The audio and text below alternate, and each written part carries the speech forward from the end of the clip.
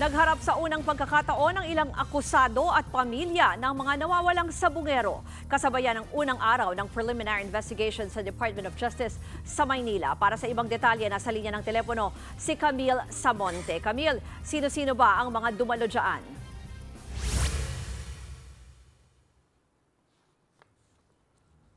Sa Department of Justice para magsumente ng kanyang counter affidavit. Kaugnay nga yan sa mga reklamong murder na inihain ng mga pamilya ng mga nawawalang sabongero. Hiniling ni Barreto sa kanyang counter affidavit na ipabasura ang reklamo laban sa kanya. Tiwala raw si Barreto na magiging patas ang investigasyon ng DOJ. Muli namang iginiit ng kanyang abogado na si Atty. Alma Mayonga na walang basihan ang mga akusasyon laban kay Barreto. Hindi raw maituturing na credible ang mga sinasabing witness na pinagbasehan ng pagsasampa ng reklamo.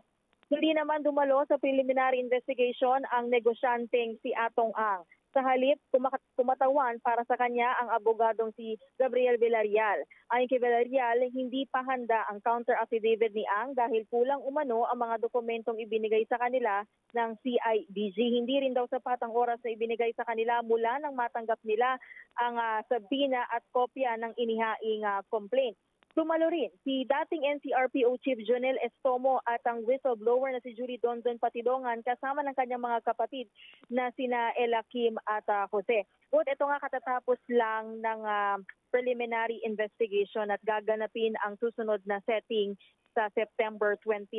Doon pa lang daw malalaman kung ano yung exact date na ire-require na magsumite ng counter affidavit yung mga respondent. Pero ayon kay prosecutor Charlie Guhit, tanging si Gretchen Barreto lang ang nagsumite ng kanyang counter affidavit ngayong araw at may mga ilang respondent din na bigong humarap. Yan muna ang latest. Balik sa iyo, Ruth. Yan po ang Express Report ni Camille Samonte.